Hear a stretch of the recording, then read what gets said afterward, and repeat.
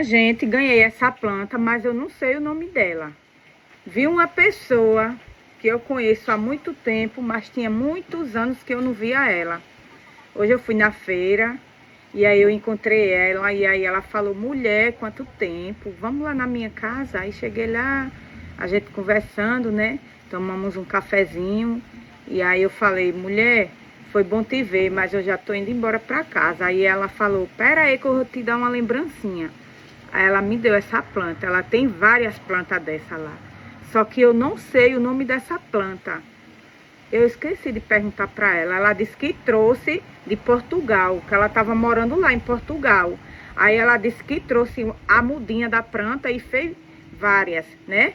Aí ela me deu uma, ó. Mas eu não sei o nome dessa planta. Não sei nem como cultivar ela. Se tem que aguar todo dia, se ela é de sol, se é de sombra.